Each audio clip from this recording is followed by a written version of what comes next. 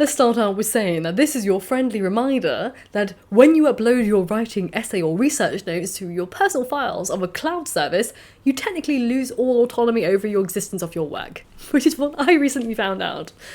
So it turns out, I knew this intelligently, I knew this on an intellectual level, and yet I still fell victim to it. When your work is on a cloud service, it can be taken away in a heartbeat, which is sort of expected in a world of ever-increasing subscription services in lieu of personal ownership.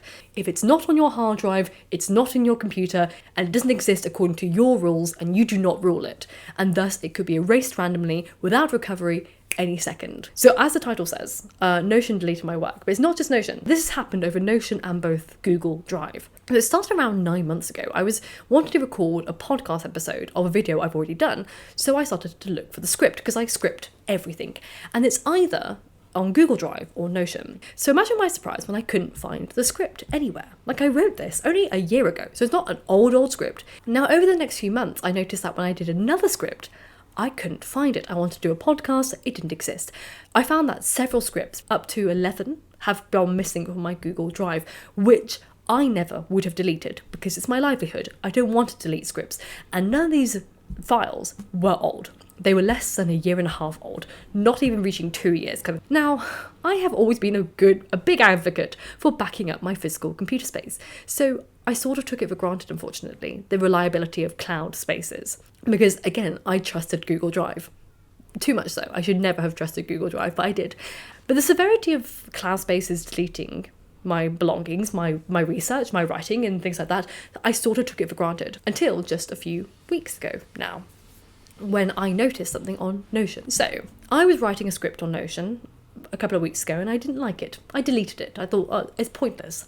Then I thought to myself, actually no, I can use the script. I'll reconfigure it. So I went to the trash can on Notion to go and recover it. In my trash can were over 200 files, none of which I had manually deleted. I'm kind of very lazy when it comes to deleting my spaces. I've got more information on my spaces than not. So imagine my surprise when these 200 things were not, things from a diary, because obviously that's natural. If you have a calendar, things like that get deleted, particularly in cloud spaces. No. 200 segments of my writing, from partially written scripts to bullet points for future scripts that I want to put together that I hadn't finished on, but I just jotted down my ideas, to some of my PhD notes, all in the trash. Now, God knows how many things I've lost over the 4 years of using Notion. And because I never look at my trash can, I don't use it, I don't put things in there, and I very rarely ever delete something and then regret it and go back into the trash can. So I restored what I could immediately. It took a long time, and I immediately downloaded my Notion. I decided not to use it anymore, which is really sad because I loved that platform so much. But I think seeing how much was being deleted, I want to emphasize, over 200. So I have made the transition from using iCloud services into local servers. And that's kind of what my video is all about. It's kind of what I discovered by going through different apps and different places I can use local hardware for. So whilst, it may seem very old school to use external hard drives, which I do use, I use it for mainly my video content and big files and things like that. I want to kind of be here to say, old school is our friend more than anything. I know we're all scared of a fire destroying our things. That's what the cloud's for. But really, the cloud can't be trusted either, because the cloud glitches, the cloud updates, the cloud does things and erases things randomly. Hard drives don't. So it's a better friend than all of us can ever hope for. But this all got me thinking, really, because the loss of ownership of property has been a huge area of discussion over the past year or so. The shift into subscription service models has created a dystopia in which people who own printers are finding themselves unable to print a certain number of pages without paying for a subscription service. Insane. Or certain features of cars have now become subscription service only, like heated seats or software for music and sat-navs. Obviously, the biggest news this year so far has been Amazon retracting people's rights to own their Kindle books, removing the option to download files independently of the app. They've always effectively been able to take away or edit the products that you own. Well, technically, you don't really own them. You're subscribing to the idea of having access to a book. Even though you're not paying a monthly thing, you don't own it. So for example, I could sell any of these books behind me. I could loan them out to friends if I were so generous and I trusted people with my books, but you get the idea. I have the right to sell my property, to give it out to people, to loan it. But you don't with a Kindle. You can't sell it to make money from the product that you own. You can't loan it to a friend. And that's the problem with not having physical products anymore.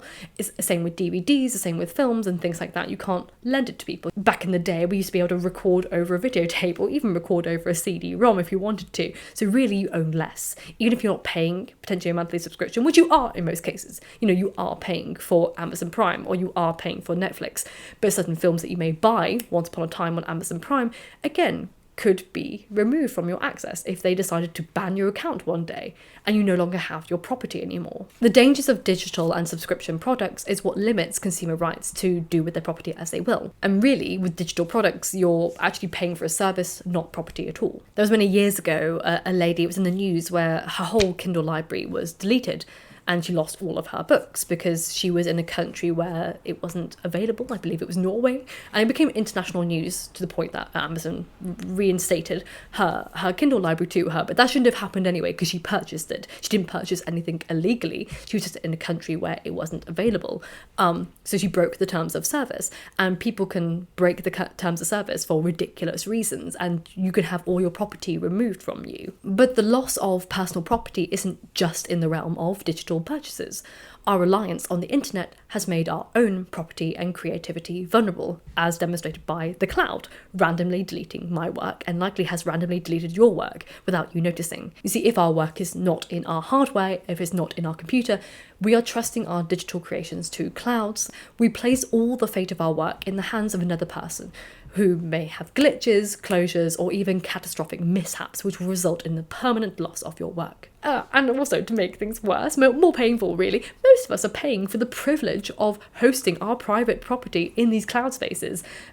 Which what gives us what benefit? Aside from convenience, it doesn't give us any other benefit because they can't even guarantee us basic protection and preservation of our digital work. So we're paying for them to potentially delete our stuff purely for convenience of having it being transferable between laptops or computers and things like that. And yes, transferring our work from one space to another can be incredibly stressful, which I found out a couple of weeks ago. After my panic, I need to fix this and get out of here the day I found out 200 of my documents had been trashed by Notion. But I have found alternatives that work for me, and I'm very happy with my choices, which I want to share with you now. Many people who have more patience, in my opinion, and are into coding and have a coding mindset choose places like Obsidian. I cannot get into that. I do not have the patience, I don't understand it, I don't like it, so I've stayed away from Obsidian, but it's something that's recommended. I liked Notion because I like the layout. It was very much more in my mindset. I like it breezy, I like folders. I like folders, okay? Really like a good folder. So I wanted to find an app which substituted my need for having folders and making it more logical in the layout. None of these products are sponsored. I'm not paid by anyone. These are just my finds. So if you're someone who likes Notion, but you want the sensitivity and the safeness of having it on your local hard drive, I recommend first Anytype. Incredible. I love this app so much. It solved all of my problems. I was able to import my entire Notion onto Anytype without any bugs at all. This app focuses on local on-device encryption, meaning no one has access to your writing, and the offline account creation means that you can control and manage your own data, you back it up yourself, and there's no cloud serving, meaning it relies on peer-to-peer syncing on local networks, which makes it easy for you to back up and protect your own work, and you can sleep peacefully knowing it's not going anywhere. It's not going to be in the hands of Google Docs or the oligarchs who control the cloud spaces now. I also wanted another note-taking app, so something that's a little bit more casual, so I want to keep my Anytype space for itself and then have maybe a jotting down digital app, a dumping ground as it were. So I've gone for the Bear app. I know many people use Evernote. I prefer Bear. I prefer the ethos of the company as well, and I think the pricing is far more appropriate. So I've gone for the Bear app, and that's kind of my dumping ground for more in-depth notes. One of my bugbears with Anytype, which is solved by Bear app, is that Bear app tells you the word count of what you're typing, whereas the Anytype doesn't. So I type up what I want to do on Bear app, so I can see the word count and then transfer it over to Anytype. So I have 2 copies of everything in these 2 different apps, as well as local hard drive backups. This was just basically more of a little wee rant about the horrors of discovering that things get randomly deleted, and I don't want to even think about how much has been deleted over the years on my Notion page of 4 years of using it. I adore Notion. I was such a massive fan of Notion. I love it so much. I still love it. I think it's just trying to do too much, the app, and I don't think it can sustain itself, and it's its users down in really massive ways. Like, I don't care that I can use an email on Notion. I don't want to use my Notion email. I want you to protect my data. I don't want you to randomly delete my bullet points. I don't want you to randomly delete my PhD research. I don't want you to randomly delete my creative writing. You know, that's more important to me. I would much rather it focus on investing all the things to make that security for its users. Because I think the vast majority of us care about that far more than the ability to do all this AI stuff or write emails or send emails from Notion. I don't care. I think the vast majority of us don't care. We want our things protected. So this is a massive, massive shout out to PhD students who use your Notion page. Check your bin. Check your bin right now in your Notion page. Now, if you're lucky, it hasn't been deleted after 30 days. You may not, it may be empty, it may be just deleted. So please check your Notion bin on a regular basis if you continue to use it, and I highly recommend Anytype as an alternative to import to your Notion. It's great, it's absolutely free, and it works the same way, but it's probably safer for your data to do that. Thank you so much for watching, as always. I know my videos are here a little bit more sporadic. It's because they're things that don't relate to the first channel, but I have so many ideas for this channel, but I'm focusing on that channel more, so it's one of those things that I have loads of ideas for here, but you know, I'm always open to more suggestions. Thank you so much for watching. Thank you to my Patreons for supporting my main channel, for my podcast and everything. I really appreciate it, and I will see you soon for another video. And remember, books save lives, so keep reading.